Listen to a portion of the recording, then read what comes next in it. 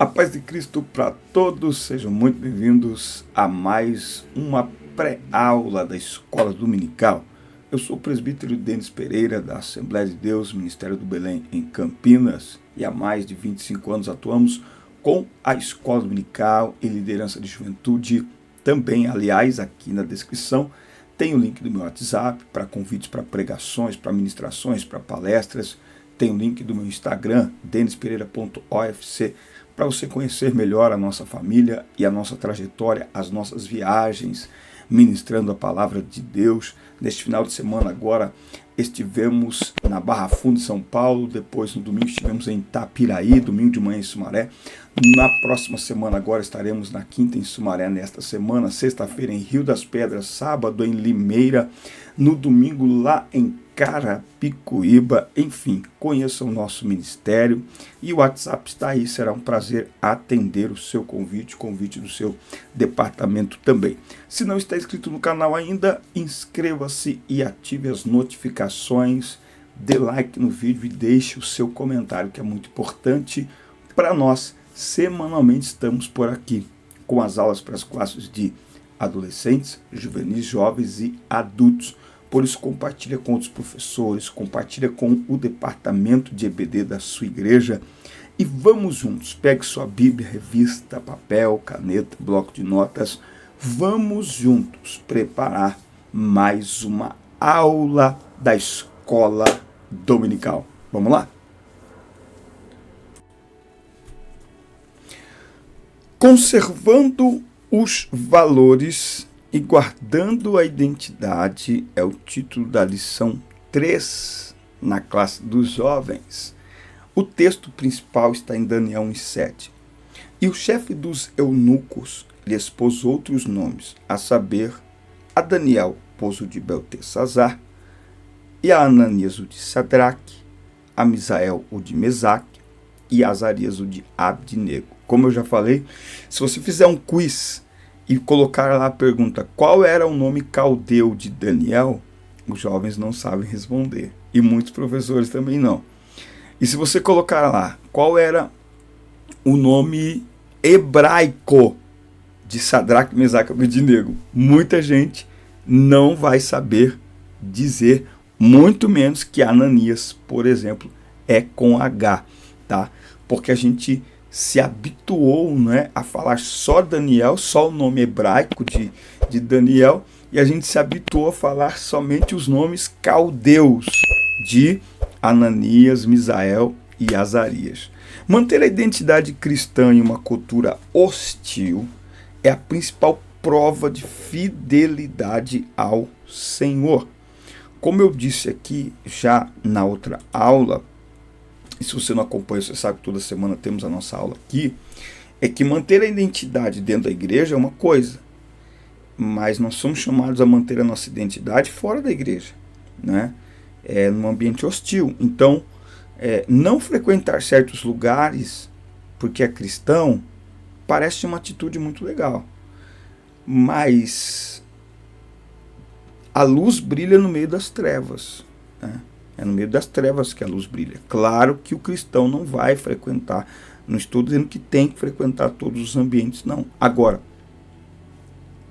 não frequenta porque compreende, tem consciência que ali não é o seu lugar, ou não frequenta por medo, né? Então assim, não, eu não vou na formatura da escola, nossa, se eu for na formatura da escola, não vou conseguir resistir. Então, peraí, tem algo errado. Muito bem. Olha só, tem a leitura bíblica em classe, que é Daniel 1, do 3 ao 7, e você vai ver que Daniel decide, junto com seus amigos, não se contaminar. Essa é uma decisão em conjunta, ninguém mandou, ninguém obrigou, não, era algo deles, tá?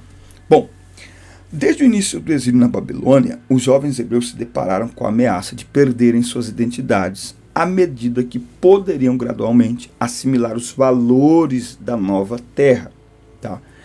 Esta lição tem como foco principal o estudo de duas principais estratégias empregadas pelos babilônios para minar a identidade piedosa, fiel dos jovens hebreus.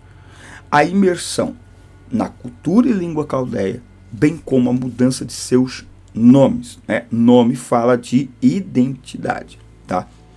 E eu costumo sempre dizer que tudo isso é altamente programado, tá? Inclusive o que está acontecendo hoje, essa desconstrução de identidade que nós vemos hoje na sociedade, isso é algo programado, isso não é de agora. Isso vem sendo programado e isso vem sendo mentalmente ativado de forma gradual, pouco a pouco, por meio da moda, por meio da música, por meio de séries, de filmes, de artistas, da mídia, vem trabalhando aí para quê? Para desconstruir. Ok? Muito bem. Tópico 1, Hebreus na Universidade da Babilônia. O rei ordenou a Aspenaz, que era chefe ali da guarda, né, da corte, chefe dos eunucos. Os eunucos cuidavam do harém do rei, onde tinha ali as suas mulheres, as suas concubinas, né? E o rei ordenou, então, que estes jovens fossem instruídos na cultura e língua dos caldeus durante 3 anos, tá?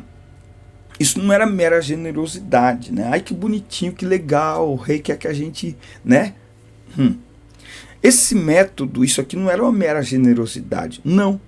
Era um método que fazia parte de uma estratégia de Nabucodonosor de incorporar os povos conquistados ao seu serviço real, né? Concluído o curso de imersão, eles também teriam emprego garantido se aprovados no teste final. Era uma grande oportunidade acadêmica? Era. Era uma grande oportunidade profissional? Era. Ok? Era. Só que tinha um porém nesse negócio que Daniel conseguiu decifrar logo lá no começo. Daniel começou a perceber ali algumas coisas. E alguém pode olhar e falar assim: nossa, Daniel, mas você se indignou com um prato de comida. Daniel estava olhando todo. Ele não estava olhando apenas uma situação, uma condição. Ele enxergou toda uma estratégia. Então, a gente precisa ensinar os jovens que nem tudo é o que parece, ok? E que eles precisam olhar as coisas e buscar de Deus uma visão espiritual. Nossa, essa oportunidade é maravilhosa. Tá, mas o que eu vou ter que fazer? Qual é o preço que eu vou ter que pagar? A oportunidade é maravilhosa. Mas e aí? Vale a pena? Eu vou negociar minha fé? Primeira lição de Daniel, ele não negocia sua fé, não negocia seus valores. E quem não negocia fé e valores, não negocia pequenas coisas, pequenos princípios, pequenos valores, pequenos comportamentos. Olha só, os caldeus possuíam um padrão de ensino desenvolvido. Foram pioneiros nos estudos de astronomia e responsáveis pelo avanço da matemática. Eles também dominavam na escrita cuneiforme, usada para registrar leis, negócios e eventos históricos. Por outro lado, o ensino caldeu era impregnado de astrologia e misticismo, formando seus magos, encantadores e feiticeiros. Não é? Então, entrar naquela cultura significava adentrar num mundo totalmente diferente.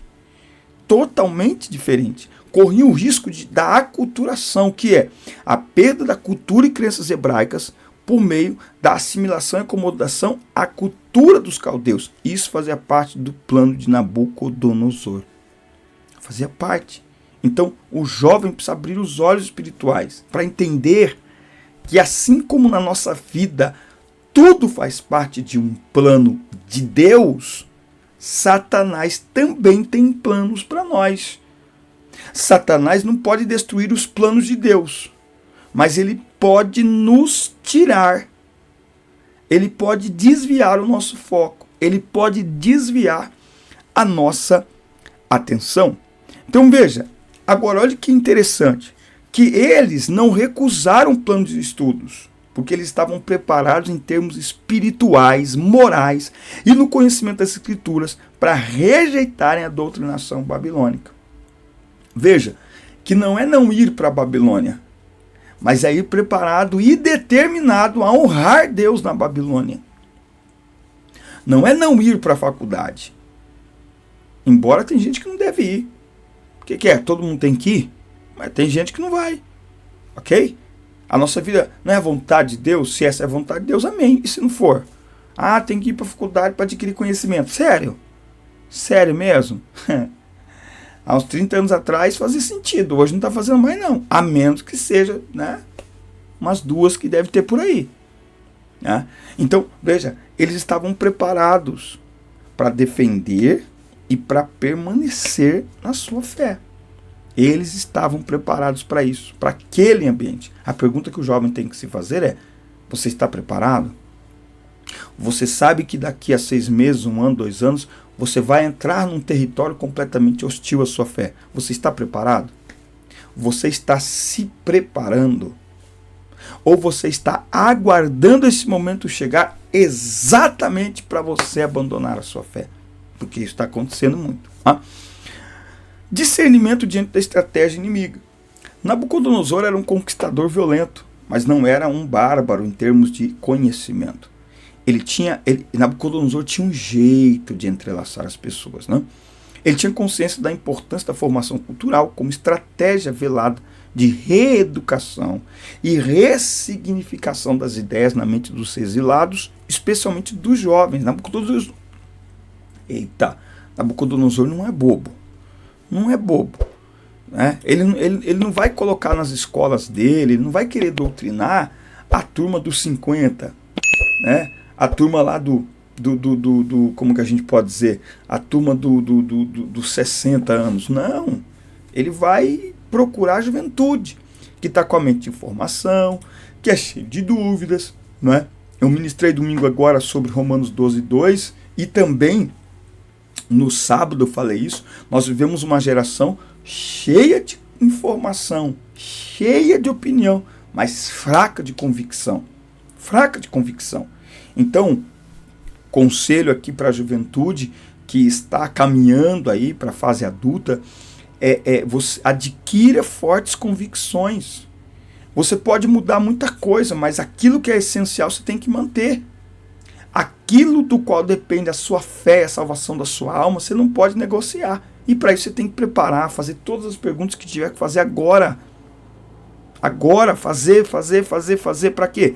Para firmar sua fé. Aonde? Na palavra de Deus. Pronto, na palavra de Deus. E não na palavra que estão pregando. Porque hoje em dia, a forma de desconstrução da fé é usando a Bíblia. Não quer dizer isso aí não. Que é uma tática usada desde o Éden, né? Não, Deus não disse isso não. Isso é religiosidade. Ah, isso é religiosidade, para. Precisa disso não. Cuidado. Muito bem.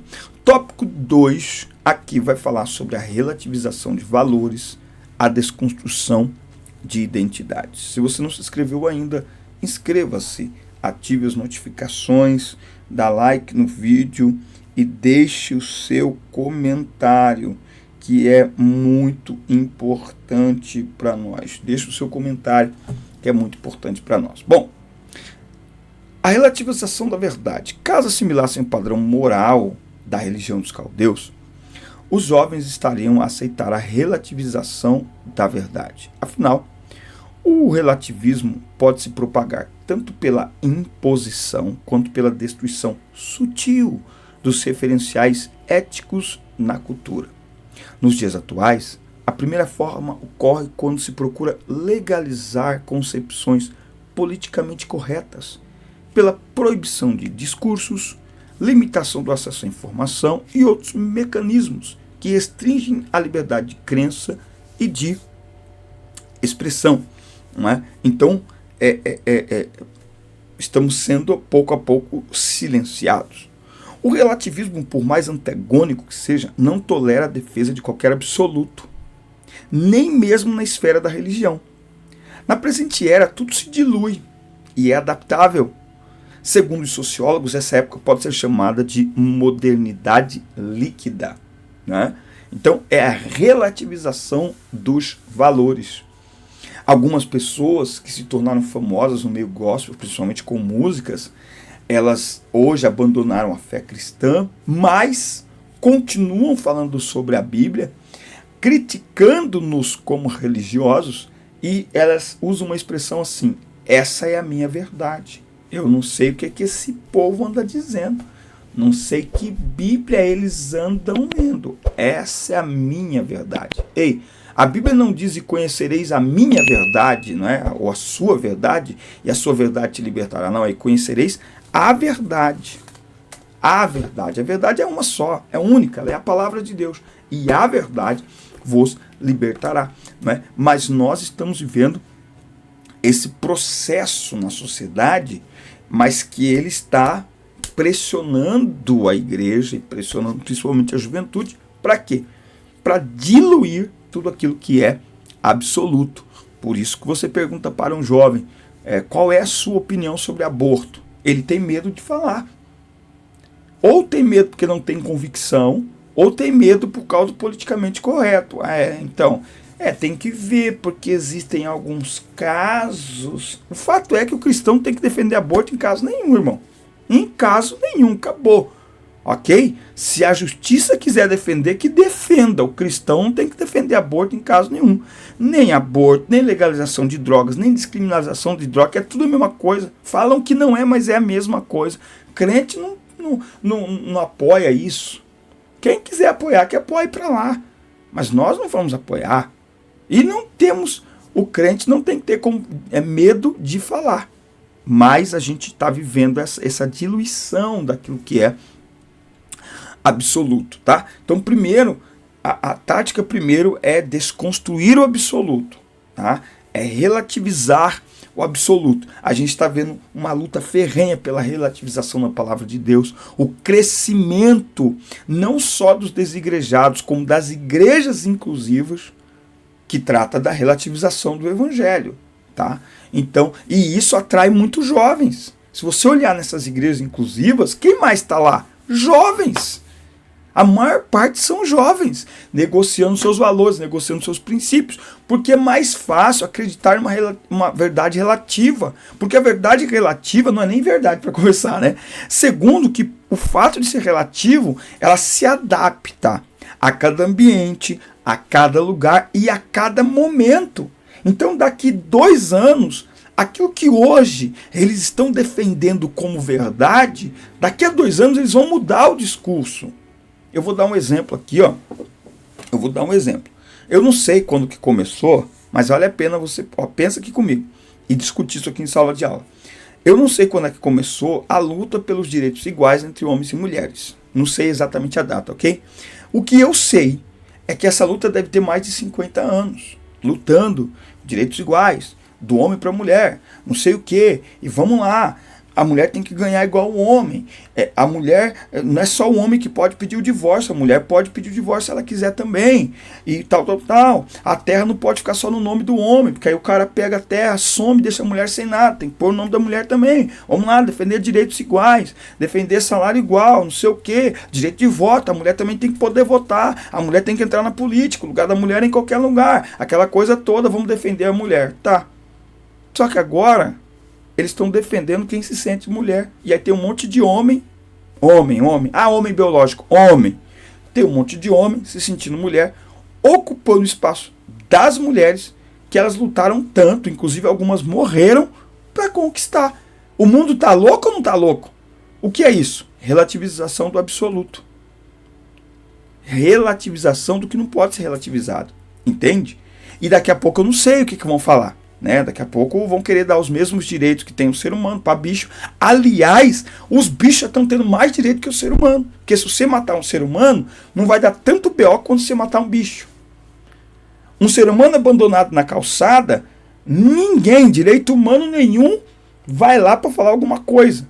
Mas se um ser humano abandonar um cachorro e uma câmera filmar, irmão, aí já era, perdeu tudo, vai ser cancelado, seu desumano. O que é isso?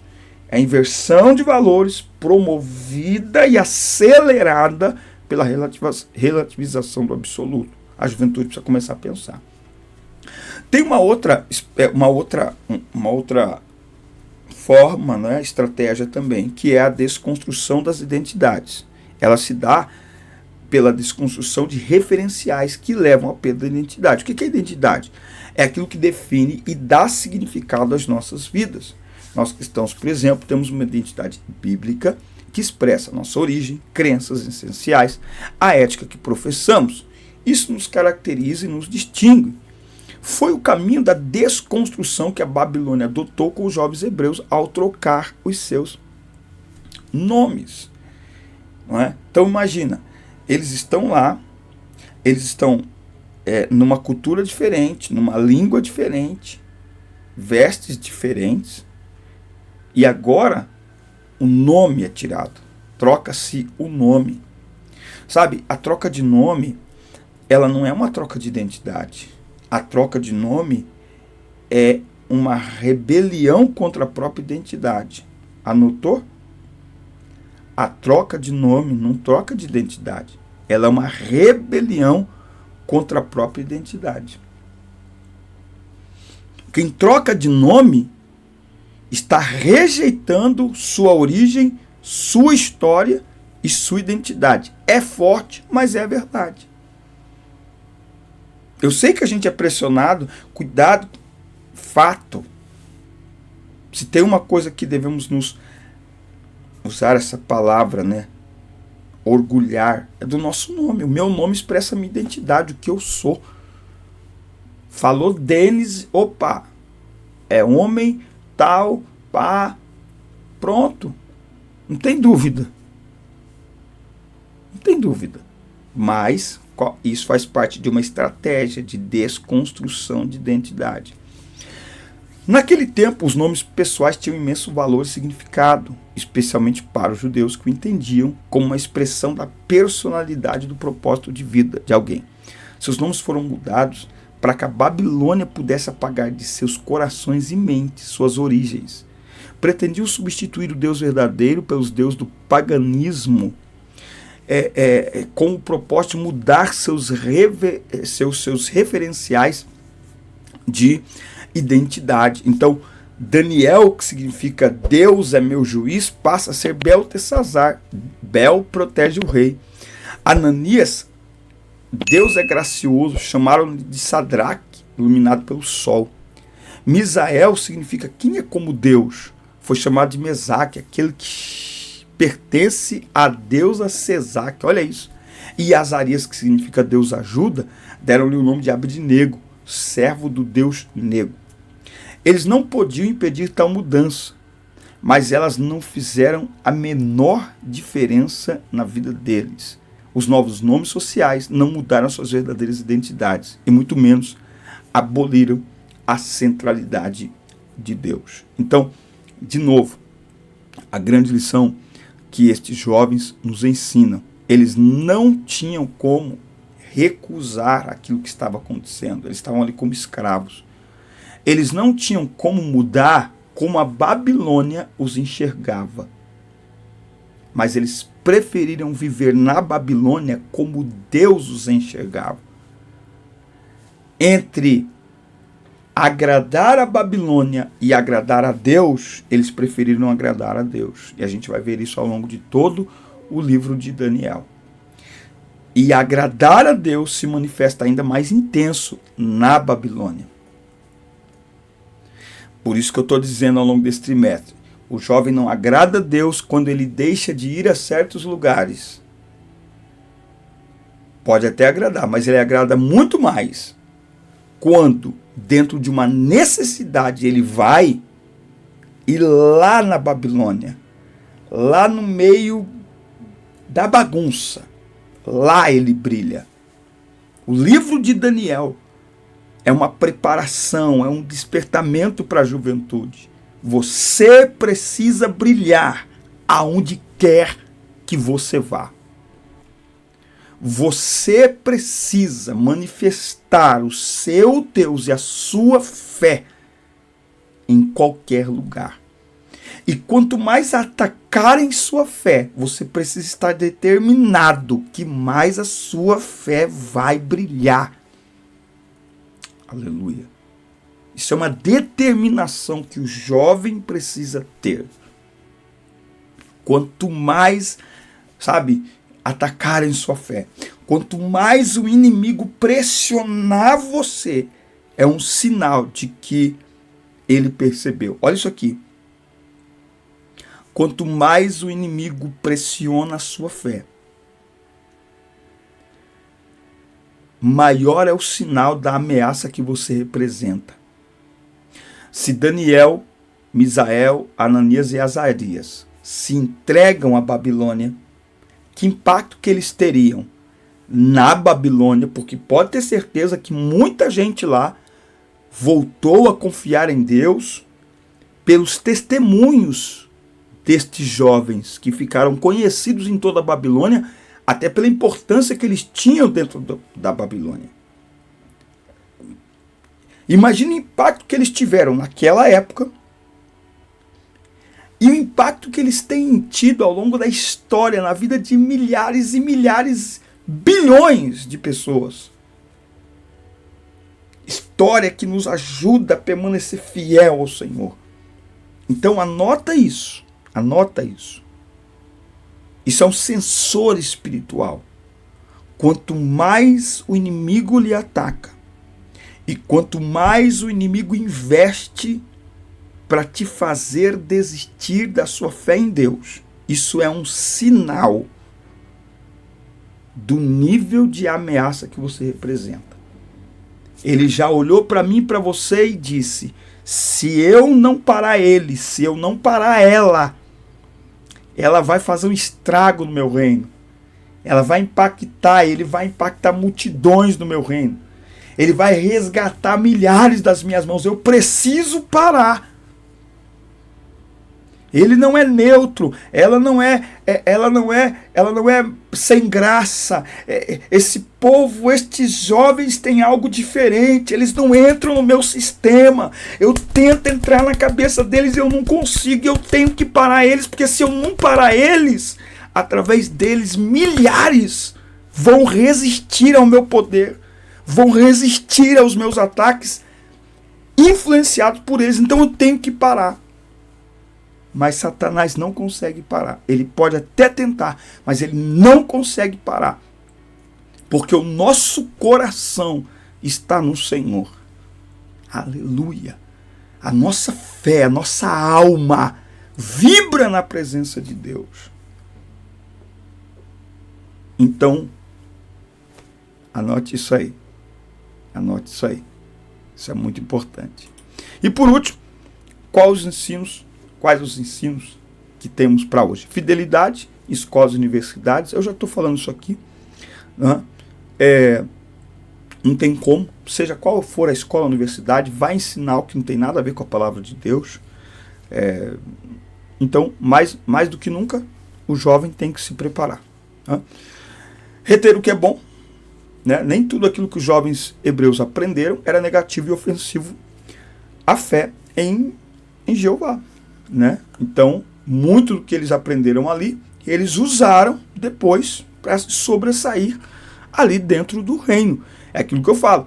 O jovem precisa aprender a ser o quê? Seletivo. Tal como fez Aspenaz, o mundo procura meios de mudar a identidade do cristão. Em tempos pós-modernos, onde falta firmeza e consistência moral e espiritual, existe uma estratégia diabólica de perda de sentido e significado.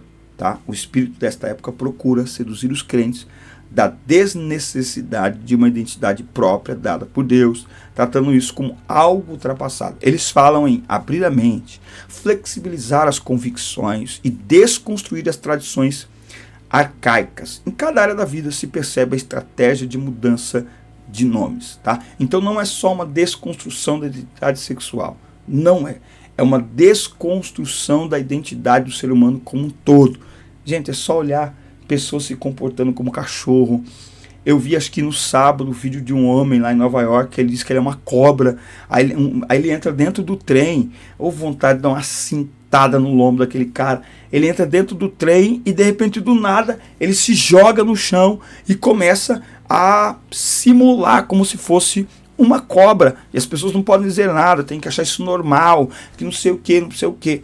Gente, que haja quem defenda estas barbaridades, ok, mas nós vamos defender aquilo que acreditamos. E o cristão, que fique aqui muito claro para a gente finalizar a nossa aula, a nossa vida ela é pautada pela palavra de Deus, né? Pela palavra de Deus. Então nós respondemos as coisas, nós nos comportamos diante destes ensinamentos de acordo com o que a palavra de Deus ensina.